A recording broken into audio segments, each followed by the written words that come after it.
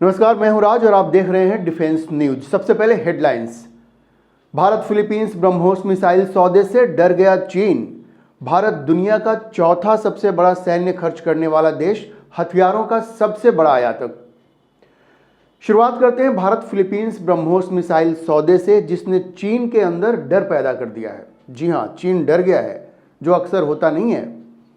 भारत और फिलीपींस के बीच हुए इस रक्षा सौदे से बौखलाए चीन की सेना ने एक बयान जारी किया है, जिसमें उसने कहा है, चीन की सेना ने कहा है कि दो देशों के बीच सुरक्षा सहयोग से किसी तीसरे पक्ष के हितों को नुकसान नहीं पहुंचना चाहिए और क्षेत्रीय स्थिरता को भी नुकसान नहीं पहुंचना चाहिए।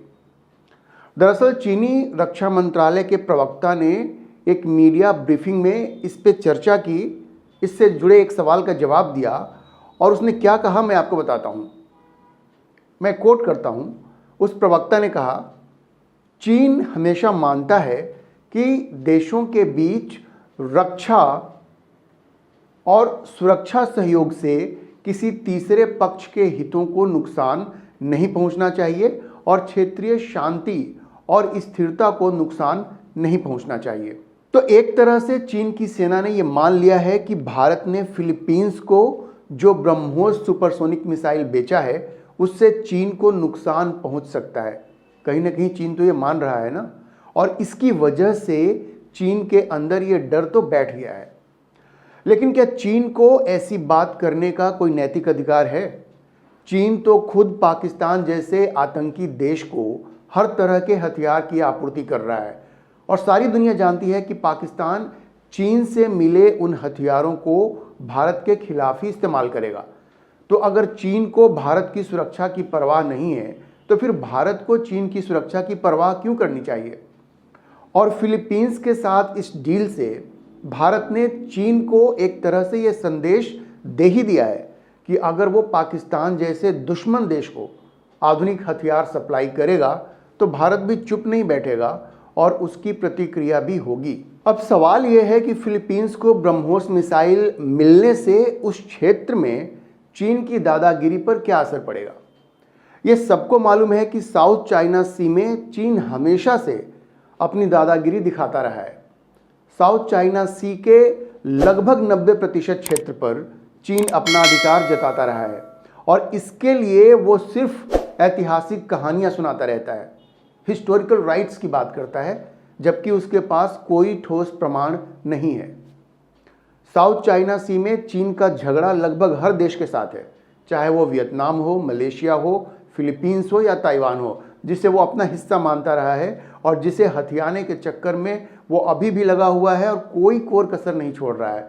आप अखबारों में पढ़ते होंगे, हर रोज वो ताइवान को डराने धमकाने का कोई भी मौका नहीं छोड़ता है। दरअसल चीन ने साउथ चाइना सी में अपने दावे को दिखाने के लिए एक मैप पब्लिश किया था, जिसमें उसने यू शेप का 9 डैश लाइन दिखाया था। मैप में ये 9 डैश थे जिनके सहारे चीन ने अपना दावा ठोका था। आप देख सकते हैं कि ये 9 डैश लाइन वियतनाम, मलेशिया और फिलीपींस के समुद्री इलाकों और द्वीपों पर चाइना के दावे को दिखाता है। James Shoal, Spratly Island, Paracel Islands, Scarborough Shoal, सब पर चाइना अपना दावा जताता है, ऐतिहासिक अधिकारों की बात करता है, जबकि उसके पास प्रमाण कोई नहीं है। चीन की इसी दादागिरी से तंग आकर फिलीपींस ने 2013 में permanent court of arbitration PCA में चीन के खिलाफ अपील फाइल किया था। 2016 में PCA ने फिलीपींस के पक्ष में फैसला सुना दिया, लेकिन चीन ने इसे मानने से इनकार कर दिया। असल में चीन ने PCA के सामने अपना पक्ष रखने से ही मना कर दिया था। अब ये चीन की अपनी दादागिरी है, हम किसी की नहीं सुनेंगे। चीन अपने पड़ोस के लगभग हर देश की जमीन, समुद्री सीमा, एयर स्पेस, हर चीज पर अपना ऐतिहासिक दावा बताता रहा है और उसे हड़पने की कोशिश में वो कभी भी कोई कसर नहीं छोड़ता और हर वक्त लगा होता है। 2023 में चीन ने एक नया मैप जारी किया और समय क्या था? वो समय था भारत में हो रहे G20 सम्मेलन से सिर्फ एक सप्ताह पहले। तो इस नए मैप में चीन ने एक और डैश जोड़ दिया, मतलब पहले ये 9 डैश लाइन था, अब ये 10 डैश लाइन हो गया। अब जो 10वां डैश जो उसने इसमें जोड़ा वो ताइवान के पास था, जिसे वैसे भी चीन अपना ही एक हिस्सा मानता है और उसे हथियाने के लिए दिन रात साजिशें कर रहा होता है, धमका रहा होता है। इस नए मैप में चीन ने भारत और रूस को भी टारगेट कर लिया। हाँ, ये मजे की बात है। अक्साई चीन, जिस पर चीन ने 1962 के युद्ध में कब्जा कर लिया था, उसे और अरुणाचल प्रदेश दोनों को चीन का हिस्सा दिखा दिया इस नए मैप में। इतना ही नहीं, उसने रूस के भी कुछ भूभाग को, जैसे बोल्शोय आइलैंड को, अपना हिस्सा दिखा दिया। तो आप समझिए कि चीन ने किसी को छोड़ा नहीं है। हर किसी की जमीन हड़पने की कोशिश में चीन हमेशा लगा हुआ है। सेकंड थॉमस शोल स्पार्टली आइलैंड के पास एक स्थान है, रीफ है, जहां फिलीपींस सैनिक तैनात हैं। अभी 5 मार्च को वहां चीनी तटरक्षक जहाज फिलीपींस के एक गश्ती जहाज से भिड़ गए और फिलीपींस से एक एडमिरल और आपूर्ति ले जा रही एक अन्य नाव के खिलाफ चीन के और वहां पे जो लोग थे उन्होंने वाटर कैनन का इस्तेमाल किया। वाटर कैनन का इस्तेमाल किया, या एक तरह से कहें तो हमला कर दिया। तो चीन इस तरह के हथकंडों से अपने सारे पड़ोसियों को धमकाता रहता है और फिलीपींस भी उन्हीं में से एक है। ब्रह्मोस सुपरसोनिक क्रूज मिसाइल के मिलने से समुद्र में फिलीपींस की ताकत बढ़ेगी और चीन से मुकाबला करने के लिए वह बेहतर स्थिति में होगा। चीन इस बात को समझता है और इसीलिए उसने इस सौदे पर अपनी चिंता जताई है। जनवरी 2022 में भारत और फिलीपींस के बीच हुए 375 मिलियन US$ के इस सौदे के मुताबिक भारत फिलीपींस को ब्रह्मोस सुपरसोनिक मिसाइलों, लॉन्चरों और संबंधित उपकरणों की 3 बैटरियां सप्लाई करेगा। ब्रह्मोस की पहली खेप भारत ने 19 अप्रैल को फिलीपींस को भेज दिया है। फिलीपींस वो पहला देश है जिसे भारत ने ब्रह्मोस मिसाइल निर्यात किया है। वैसे इस मिसाइल को खरीदने में मलेशिया, वियतनाम और इंडोनेशिया समेत 12 देशों ने रुचि दिखाई है और इस दिशा में उनसे बातचीत चल रही है। आइए अब एक नज़र डालते हैं कि ब्रह्मोस सुपरसोनिक क्रूज मिसाइल की खासियत क्या है और इसे क्यों इतना खतरनाक माना जाता है। ब्रह्मोस दुनिया की सबसे तेज सुपरसोनिक क्रूज मिसाइल है, जिसकी गति मैक 2.8 है, जो ध्वनि की गति से लगभग 3 गुना है। यह 2 चरणों वाली मिसाइल है। पहले चरण में सॉलिड प्रोपेलेंट इंजन और दूसरे में लिक्विड रैमजेट इंजन इस्तेमाल किया गया है। यह फायर एंड फॉरगेट सिद्धांत पर काम करता है, मतलब लॉन्च के बाद इसे आगे मार्गदर्शन की आवश्यकता नहीं होती है। इस सुपरसोनिक क्रूज मिसाइल को भारत में ब्रह्मोस एयर स्पेस बनाती है, जो भारत के defence research and development organisation DRDO और रूस के NPOM के बीच एक ज्वाइंट वेंचर है। ब्रह्मोस नाम जो है वो 2 नदियों से लिया गया है, एक भारतीय नदी ब्रह्मपुत्र और दूसरी रूसी नदी मोस्कवा। ब्रह्मोस मिसाइल को जमीन, समुद्र और हवा, इन तीनों जगहों से लॉन्च किया जा सकता है। इसकी रेंज 300 से 500 किलोमीटर है। हालांकि निर्यात किए जाने वाले मिसाइल की रेंज सिर्फ 290 किलोमीटर है, क्योंकि MTCR missile technology control regime के अनुसार 300 किलोमीटर से ज़्यादा रेंज की मिसाइल का निर्यात नहीं किया जा सकता। और भारत चूंकि अब MTCR का हिस्सा है, इसलिए जो भी मिसाइल निर्यात भारत करेगा वो 300 किलोमीटर से नीचे की होनी चाहिए। इसलिए जो मिसाइल फिलीपींस को भारत दे रहा है उसकी रेंज 290 किलोमीटर होगी। भारतीय सेना ने भी 38,000 करोड़ रुपए से अधिक के ब्रह्मोस खरीदने का अनुबंध कर लिया है। खबरों के मुताबिक ब्रह्मोस मिसाइल का 800 किलोमीटर का संस्करण भी तैयार किया जा रहा है। मतलब अभी जो मिसाइल है उसकी मैक्सिमम रेंज 300 से 500 किलोमीटर है, लेकिन 800 किलोमीटर रेंज के संस्करण वर्जन का भी तैयारी चल रही है और बहुत जल्द भारत के पास वो भी उपलब्ध हो जाएगा। आपको बता दें कि रक्षा निर्यात यानी डिफेंस एक्सपोर्ट के क्षेत्र में भारत तेजी से आगे बढ़ रहा है। रक्षा मंत्रालय के मुताबिक 2023-24 में रक्षा निर्यात में रिकॉर्ड 21,083 करोड़ रुपए, लगभग 2.63 बिलियन अमेरिकी डॉलर रक्षा निर्यात यहाँ तक पहुँच गया है, जो पिछले वित्त वर्ष यानी 2022-23 की तुलना में 32.5% की वृद्धि है। 2022-23 में यह आंकड़ा 15,920 करोड़ रुपए का था, जो इस वित्त वर्ष में यानी 2023-24 में बढ़कर 21,083 करोड़ रुपए हो गया है। देखिए, ब्रह्मोस और तेजस भारत के ये दो ऐसे रक्षा उत्पाद हैं, ऐसे दो वेपनरी है जिन्हें अंतर्राष्ट्रीय बाजार में बेचकर भारत रक्षा निर्यात के क्षेत्र में दुनिया के टॉप के देशों में शामिल हो सकता है। और अब हम बढ़ते हैं अगली खबर की ओर। Stockholm International Peace Research Institute SIPRI ने एक नई रिपोर्ट जारी की है, जिसके मुताबिक भारत दुनिया का चौथा सबसे ज़्यादा सैन्य खर्च करने वाला देश है। ये मिलिट्री एक्सपेंडिचर के मामले में भारत दुनिया का चौथा सबसे ज़्यादा खर्च करने वाला देश है। 2023 में भारत ने 83.6 बिलियन यूएस डॉलर सैन्य खर्च किया, जो कि 2022 की तुलना में 4.2% अधिक था। अगर 2014 से इसकी तुलना करें, जब मोदी सरकार ने सत्ता संभाली, तो तब से सैन्य खर्च में लगभग 44% की वृद्धि हुई है।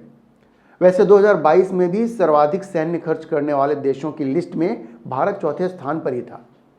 लेकिन चिंता की बात यह है कि सैन्य खर्च का लगभग 80% आर्मी पर्सोनेल, मतलब जो हमारे सुरक्षा कर्मी हैं, और ऑपरेशनल कॉस्ट में चला जाता है। मतलब नए हथियारों की खरीद के लिए सिर्फ 22%, लगभग 22% ही बचता है। इसमें अब एक अच्छी बात यह हुई है कि हथियार खरीदने की राशि का 75% घरेलू कंपनियों को मिल रहा है। मतलब भारत जो हथियार खरीदने के लिए जो पैसा खर्च कर रहा है, उसका 75% अब भारत के अंदर ही खर्च किया जा रहा है। भारत की जो घरेलू कंपनियां हैं वो भारत की रक्षा जरूरतों को पूरी कर रही हैं और 75% पैसा भारत की घरेलू कंपनियों को ही दिया जा रहा है। ये अच्छी बात है। सिप्री की इस रिपोर्ट के मुताबिक घरेलू खरीद की ओर भारत का झुकाव हथियारों के विकास और उत्पादन में उसके आत्मनिर्भर बनने के लक्ष्य को दर्शाता है। प्रधानमंत्री मोदी का ये जो आत्मनिर्भर भारत का ये जो अभियान है, वो रक्षा के क्षेत्र में भी लागू हो रहा है और हमें उसकी झलक रक्षा क्षेत्र में इस तरह से दिख रही है कि भारत जो हथियार खरीद रहा है उसमें से 75% घरेलू कंपनियों से खरीद रहा है या घरेलू कंपनियों के सहयोग से रक्षा तैयारियां हो रही हैं, और ये एक अच्छी बात है। सैन्य खर्च के मामले में अमेरिका पहले स्थान पर है। दुनिया में सैन्य खर्च के मामले में अमेरिका पहले स्थान पर है, इसमें कोई आश्चर्य की बात नहीं है। 2023 में अमेरिका ने अपने सैन्य खर्च में 916 बिलियन डॉलर खर्च किए। दूसरे स्थान पर चीन है, जिसने 296 बिलियन यूएस डॉलर सैन्य खर्च के लिए उसने आवंटित किया, उतना खर्च किया। जबकि 109 बिलियन डॉलर के साथ रूस तीसरे नंबर पर है। अब अगर थोड़ा सा ऐसे समझा जाए तो 109 बिलियन रूस खर्च करता है और लगभग 300 बिलियन चाइना खर्च करता है और 900 बिलियन अमेरिका खर्च करता है। मतलब जितना रूस खर्च करता है लगभग उसका 3 गुना चीन खर्च करता है, और जितना चीन खर्च करता है उसका लगभग 3 गुना अमेरिका खर्च करता है। आप समझ सकते हैं कि किस तरह से सैन्य खर्च पर अमेरिका, रूस और चीन खर्चा कर रहे हैं इस पे। अब भारत कहाँ पे है? तो भारत, आपको पता है भारत कितना खर्च कर रहा है? भारत कर रहा है 83.6 बिलियन।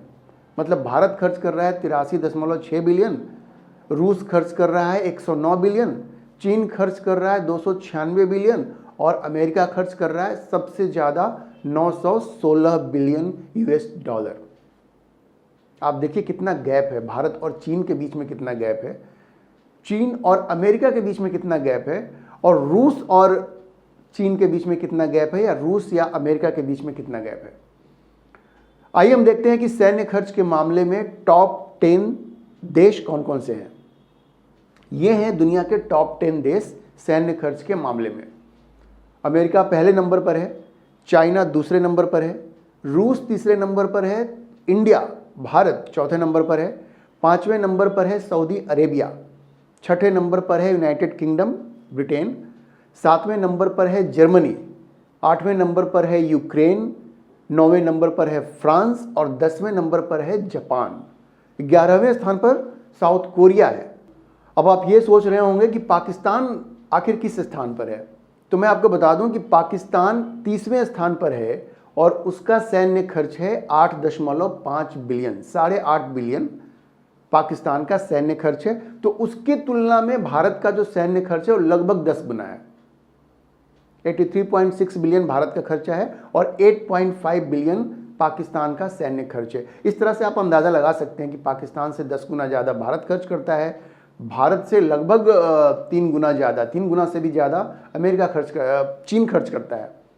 भारत से लगभग 3 गुना ज़्यादा चीन खर्च करता है और चीन से लगभग 3 गुना ज़्यादा अमेरिका खर्च करता है। तो इस तरह से आप समझ सकते हैं कि एक बहुत बड़ा गैप है भारत और चीन के बीच में, चीन और अमेरिका के बीच में, या रूस और चीन के बीच में, या रूस और अमेरिका के बीच में। आइए अब एक नज़र डालते हैं कि हथियार आयात और हथियार निर्यात में अग्रणी देश कौन कौन से हैं। अभी तो हमने ये बात करी कि सैन्य खर्च कौन कर रहा है, मिलिट्री एक्सपेंडिचर किसका ज़्यादा है, लेकिन अगर हथियारों के आयात की बात करें, इंपोर्ट की बात करें, तो कौन कौन से देश इसमें टॉप 10 की लिस्ट में आते हैं। तो पहले बात करते हैं हथियारों के आयात की। वैसे तो भारत का रक्षा निर्यात पिछले कुछ सालों में काफ़ी बढ़ा है, लेकिन भारत अभी भी दुनिया का सबसे बड़ा हथियारों का खरीदार है। जी, भारत दुनिया का सबसे बड़ा हथियारों का खरीदार है, इंपोर्टर है, इंपोर्ट करता है सबसे ज़्यादा भारत। 2019 से 2023 के बीच भारत ने कुल वैश्विक हथियार आयात का 9.8%, लगभग 10% हिस्सा आयात किया। मतलब दुनिया में हथियारों का जितना आयात हो रहा है उसका लगभग 10% हिस्सा सिर्फ भारत ने आयात किया, इंपोर्ट किया। सिपरी की हालिया रिपोर्ट के मुताबिक 2014 से 18 और 2019 से 23 के बीच भारत के हथियारों के आयात में 4.7% की वृद्धि हुई है। इसके लिए आप कह सकते हैं कि चीन के साथ जो लंबे समय तक सैन्य गतिरोध चला, उसकी वजह से भी आपातकालीन खरीद हुई और उसकी वजह से भी भारत का सैन्य खर्च ऊपर गया। ये भी एक वजह रही है उसमें।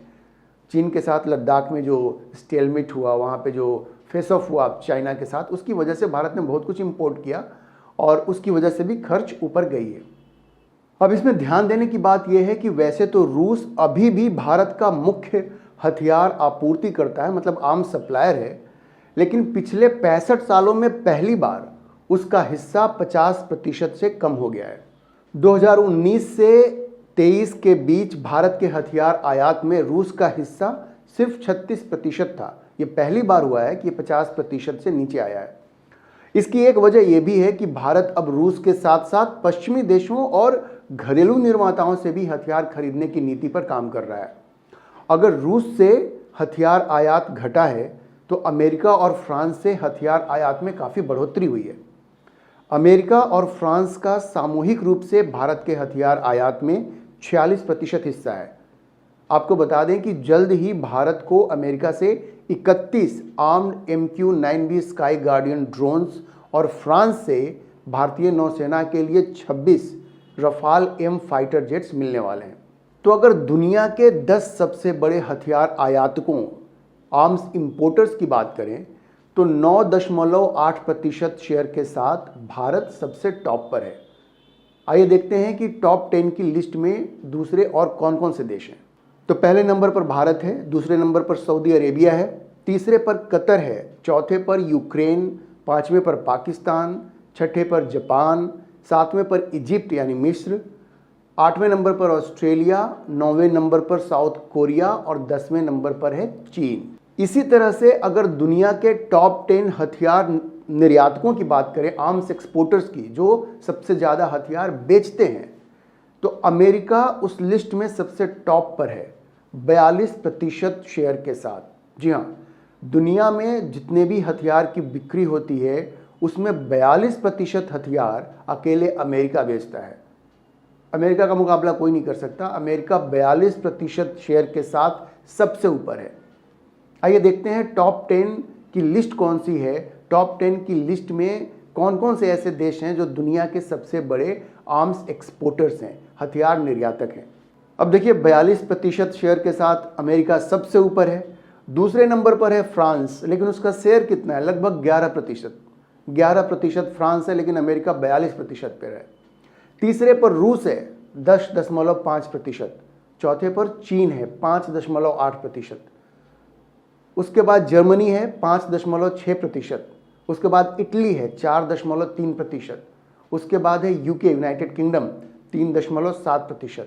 उसके बाद है स्पेन 2.7% और उसके बाद है इजराइल 2.4% और 10वें नंबर पर है साउथ कोरिया 2%।